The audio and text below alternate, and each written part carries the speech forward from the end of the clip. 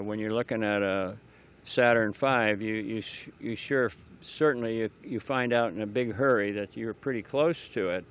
The thing ignites, it takes off, it's very, very quietly starts ascending, and you look out across the lagoon and you say, well, it's not a big deal. I've seen rockets go off before. And then it starts going up and picks up speed, going faster. It looks a little bit more impressive, but still nothing very exceptional. And then the shock wave from the rocket power hits you in the viscera. Your whole body is shaking. Your feet underneath you are shaking in the mud. And you think, my God, this is what they mean by power. This gives you an entirely different feeling, a different concept of what power really means. So you have to be there and have your belly shake before you can really evaluate a Saturn V. So did you get a chance to strap into the vehicle in practice before you actually launched? I mean, the first time you strapped in, that wasn't the first time. No, I don't think so. I think we'd been inside the vehicle quite a number of times going way back. Our command module, 107, I had nursed it through the assembly process in California.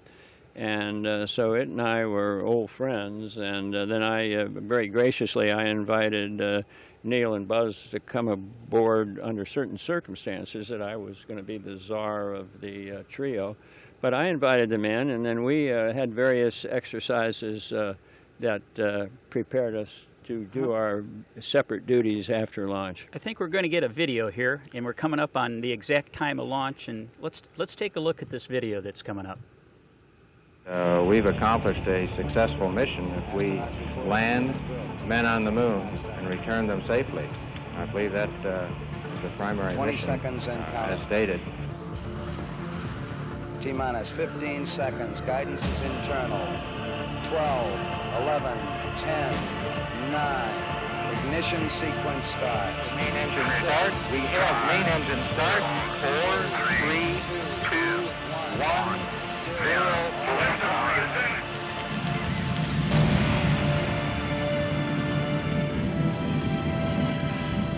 Apollo 11 was about exploration, about taking risks for great rewards in science and engineering, about setting an ambitious goal before the world. We find for the first time that man has the flexibility or the option of either walking this planet or some other planet, be it the moon or Mars or I don't know where. And I'm poorly equipped to evaluate where that may lead us to.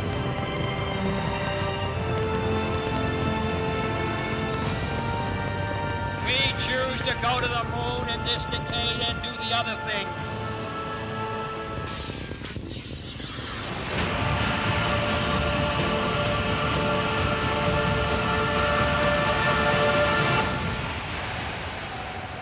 Perhaps the highlight for those of us in the LEM will probably be a successful touchdown.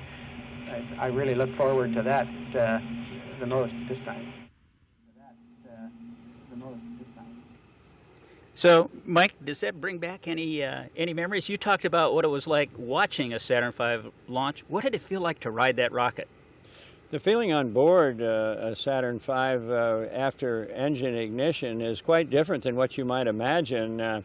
If you watch it from a distance, it makes a stately ascent, and you're quite aware of the gigantic power it is producing, 7.5 million pounds of thrust.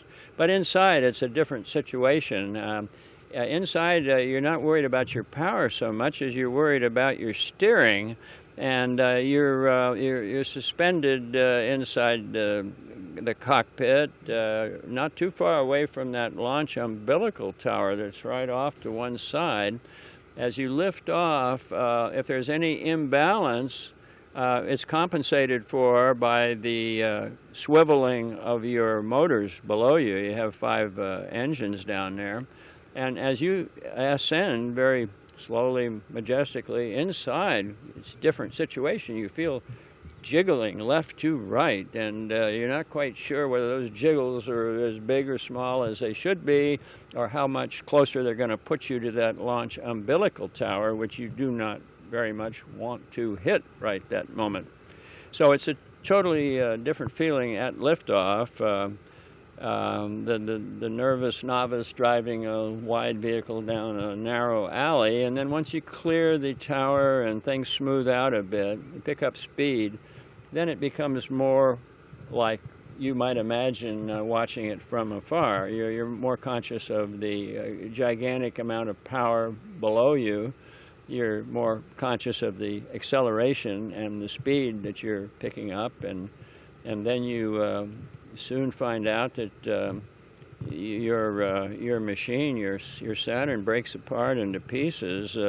When it's finished with piece number one, jettisons it, and that gives you a momentary skyrocket inside the cockpit. The cockpit is immediately full of not any fire or flames, but the vision, the idea, the sight of being surrounded by fire. Then when it gets through that little hiccup, from then on it's a quieter, more rational, silent ride all the way to the moon. What did it feel like when that second stage lit? Was that a pretty good kick? Second stage was a stage that we had worried about somewhat during its birth and genesis. They had some, the designers and the engineers had some difficulty with the second stage, and we were a little bit leery about how ready was this second stage for manned flight. But it was perfect, smooth as glass, much smoother than either the first or the third stage, and so it was our friend that day. Awesome. So at the end of that video, Neil was talking about being in the LEM down on the surface of the moon. And I know you've been asked this many times before, but I'm going to ask it again. What was it like being all alone up there in the command module while Neil and Buzz were down on the surface of the moon? You know, I was amazed that after the flight, well, by the way, we were locked up in quarantine after the flight with a huge colony of white mice because they were worried that we might have brought back some harmful pathogens from the moon, and they wanted to keep everything under observation. So I was always asked, wasn't I the loneliest person in the whole lonely history of the whole lonely solar system when I was by myself in that lonely orbit? And the answer was no. I felt fine. I'd been flying airplanes by myself. That was being aloft in a vehicle was no novelty. I trusted my surroundings. I was very happy to be where I was and to see this complicated mission unfold. But the time that I was by myself, I was perfectly enjoyable. I had hot coffee. I had music if I wanted it. Good old command module, Columbia had every facility that I needed, and it was plenty big, and I really enjoyed my time by myself instead of being terribly lonely. I was not one iota lonely. Did you ever enjoy, did you guys feel like every time you had comm with mission control, did you enjoy the breaks from that when you were on the side of the moon where they weren't able to talk to you? Yeah, I think it's kind of nice. You know, the trip around the moon at 60 miles above the surface, that was my altitude. That's about a 2-hour deal, and of that, because it's almost like your radios can see around corners. They can't quite, but instead of being half of 2 hours, it was more like 40-some minutes of peace and quiet. And I enjoyed the peace and quiet. You know, mission control was our friends, our savior, our mentor. But they could also be a terrible nuisance. Yak, they want this, that, and the other little tidbit of information minute after minute, hour after hour. So to have a peaceful period of solitude was, far from being terrifying, was very pleasant, nice, easy, and I enjoyed it. So, did you have the opportunity to fly again? Did you choose to fly again or not fly again? And would you have liked to have walked on the moon? You know, I was flying in a T-38 one time with my boss, Deke Slayton, between Houston and the Cape here, and he said, "Well, Mike, I want to plug you in." And in Deke's jargon, I called it the knit two pearl one. You went forward, ding ding on a backup crew. You popped up to a prime, ding ding, and so forth. So what he was saying fundamentally was he was offering me, as I interpreted it, to be the commander of Apollo 17. And I said to him, "Well, listen, Deke, if this 11 doesn't work out, if we screw something up or something goes wrong, hey, I'm going to come back. You'll find me knocking on your door. But if everything goes like it's supposed to on Apollo 11, Deke, I'm out of here."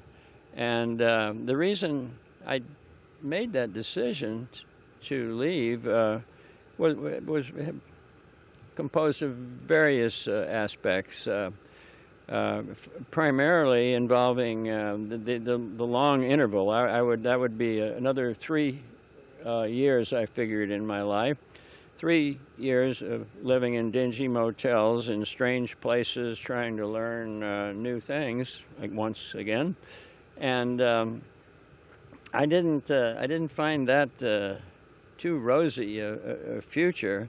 And the other thing was I was going to be separated from my family and with young children and a wife who had been wonderful about supporting me all the way through, including up to and through Apollo 11.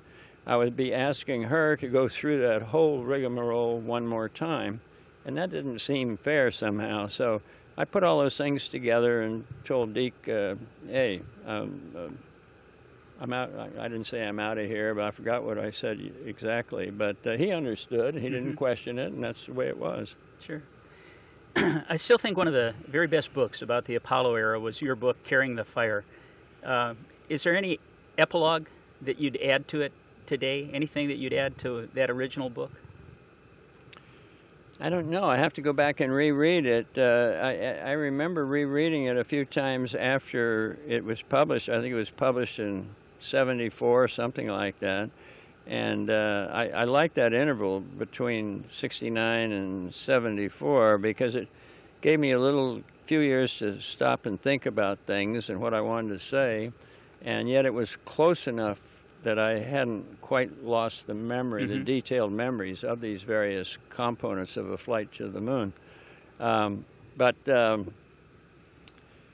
the addition to it, I think today, of course, there would be a number of additions that I would want to add. One would be the business of where do we go from here, and that's a fascinating question to pose, and I would address that if I were to do a retake of Carrying the Fire.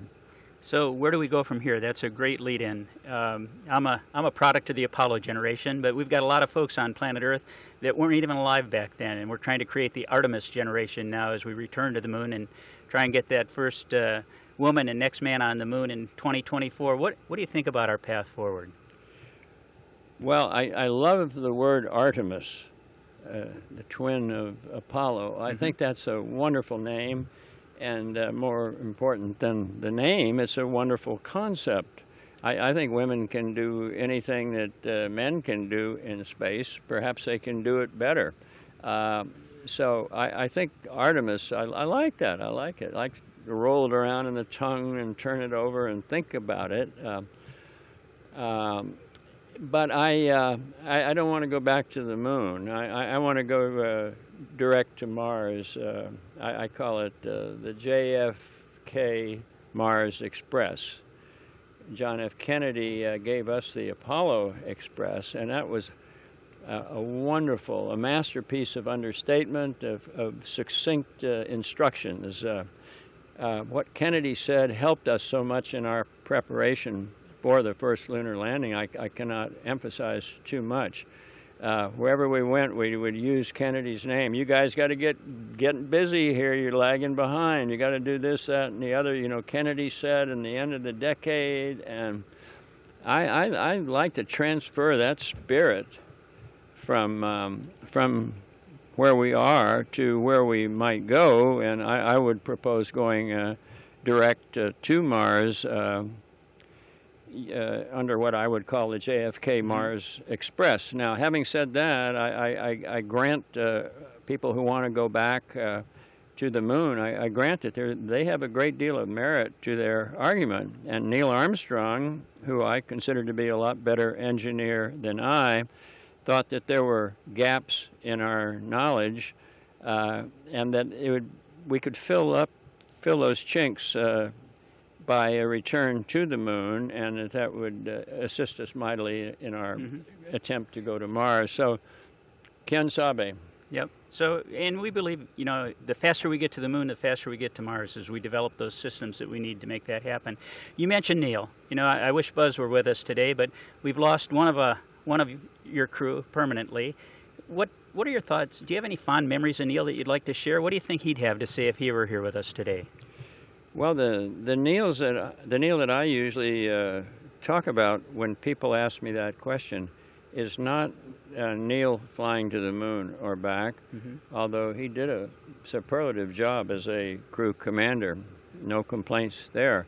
But what I think of is Neil, the spokesperson for 3 men who were privileged to go around the world after the flight of Apollo 11 and explain to the world what it was all about, or what Neil thought it was all about. And he was a masterful speaker. He was an introverted person in many ways.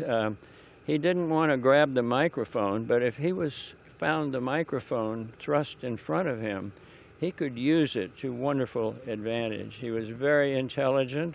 He had an extremely wide background of knowledge, scientific knowledge, historical knowledge, really probably more than scientific, but both. The history of technology fascinated him, and on our round-the-world trip, time after time, as our spokesman, he would make a speech. I'm so glad to be in your city here. Let me quick check and see which city I'm in right now before.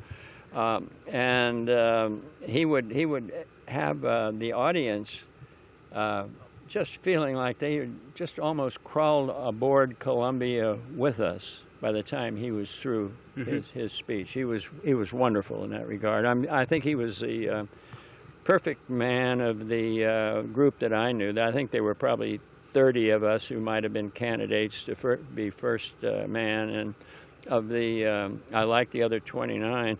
But of that group, I think Neil was the perfect choice, and I'm glad that Deke Slayton and others had the smarts to so decide also. Well, I couldn't agree with you more. He's one of the finest gentlemen I've ever met. But, Mike, not to be surpassed by you. It's been a true privilege and an honor to be out here on the pad today with you on the 50th anniversary. Thank you so much for everything, and I wish you the very best, sir.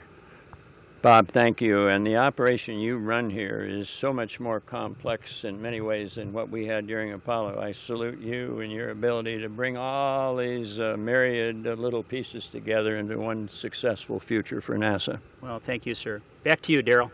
All right, Bob, thank you very much. That was an illuminating and at times entertaining interview. Thank you so much. Michael Collins, Apollo 11 astronaut, and Bob Cabana, the Kennedy Space Center director out at Pad 39A. Well, welcome back here to the firing room 1. As you can see, the room has been filling with people. There are 2 groups we're doing and inviting on this 50th anniversary of Apollo, a special event here. About 100 of the 400 Apollo 11 engineers who were in the firing room 50 years ago today are here now, as you see them there. And the second group, today's launch team for Orion and the Space Launch System, NASA's rocket and spacecraft that will take us back to the moon. Leading that team is another woman, Charlie Blackwell Thompson, launch director for Exploration Ground Systems. Thanks for joining us. Oh, it's my pleasure to be here today. Well, we just watched that interview with Michael Collins, and that was a treat to watch that on the 50th anniversary. What's your reaction to listening to him talk about, especially launch, clearing the tower, the very moments that you're concerned with very much as launch director? Well, I mean, it was wonderful hearing him tell the story of those final moments of launch countdown. And I got to tell you, as I watched the video and we saw the time, the countdown, as a former test director in shuttle and a launch director for Artemis, I couldn't help but feel the goosebumps, you know, come up on my arms as I saw those final seconds tick off the countdown clock in the video. And so hearing his personal account of what that was like was absolutely amazing. It certainly was, and he talks about, everybody thinks that he was the loneliest man in the solar system up there in that command module, while the other two astronauts were down on the moon making history and walking around in their 2.5-hour visit there. But he actually enjoyed it, and in taking breaks not only from them, but from mission control. I thought that was kind of funny. Yes. So you're leading the team today. You actually saw Joanne Morgan. I did. Who was here 50 years ago in this very firing room, working at her console. I noticed you talked to her a little bit. What can you share from your exchange with her, the first woman here in this firing room? Well, I mean, Joanne is fantastic. You know, when you think about her being the only woman here 50 years ago today when that vehicle lifted off the pad, the first senior executive or SES here at Kennedy Space Center that was a female. I mean, she has charted such an incredible path, and in doing so really laid that path down for other women to follow.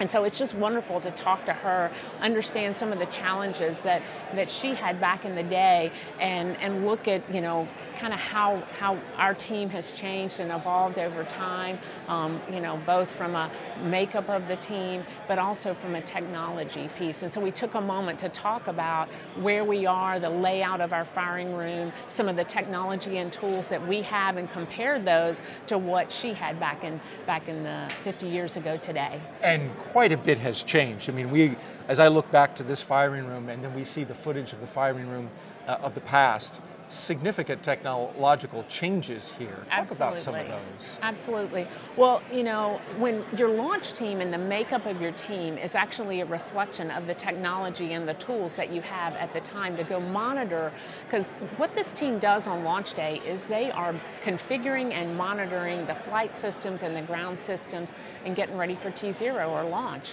They're committing that vehicle to go fly.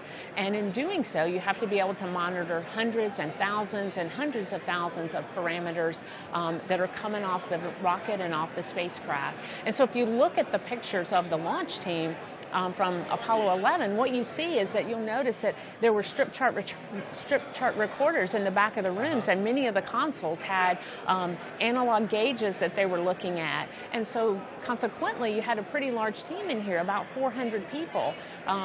For our launch team, because of the technology and because of the introduction of computers here in the Launch Control Center and the capabilities that they bring, both in helping you to monitor data by using colors and alerts and automatic scripts that run to do what we call reactive control logic, it really brings a whole new capability to the room and actually allows us to have a much smaller team on launch day. 1/4 the size of the team of Apollo. That's interesting that it advanced as much as it has.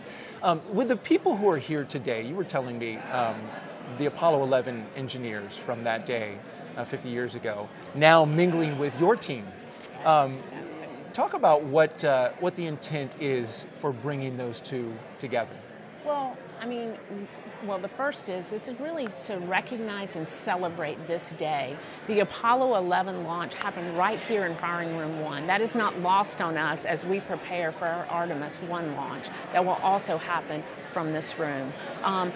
We wanted our teams to have an opportunity to celebrate with the Apollo 11 team, but we also wanted to have an opportunity to share lessons learned, to talk about challenges that maybe they had, how they're similar to what our team may be working through today, and just have that opportunity to interact as launch team to launch team. And so really looking forward to doing that this morning.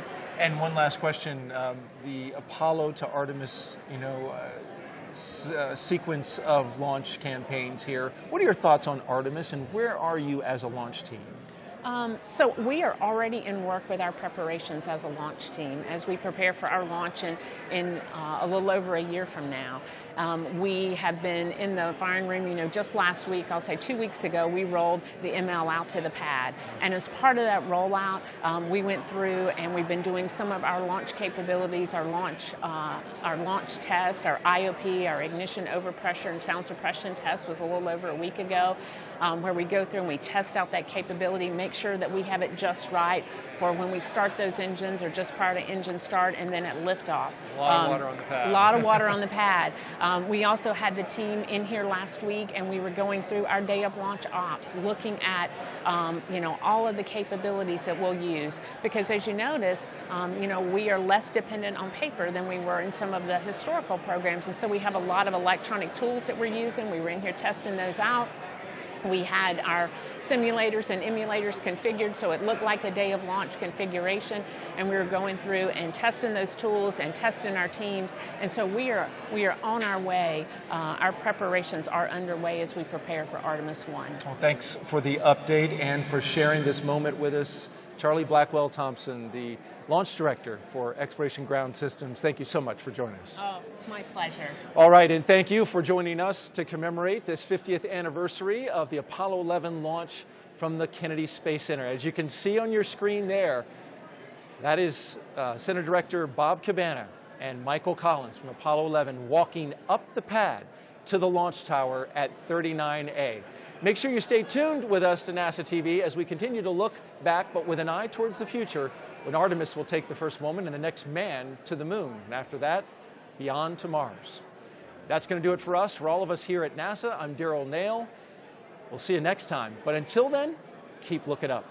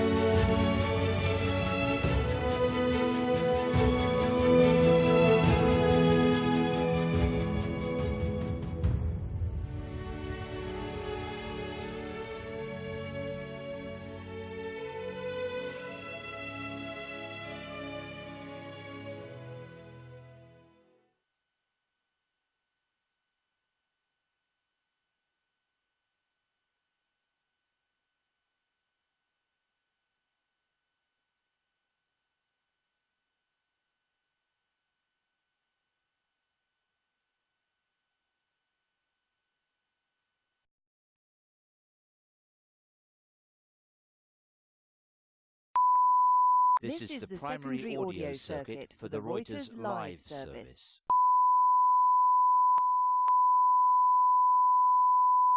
This is the primary audio circuit for the Reuters live service.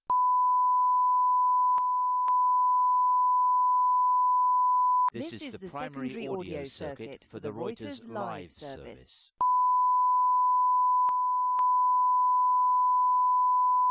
This is the primary audio circuit for the Reuters live service.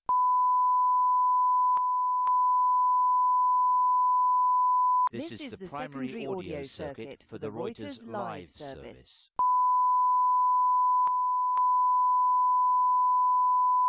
This is the primary audio circuit for the Reuters live service.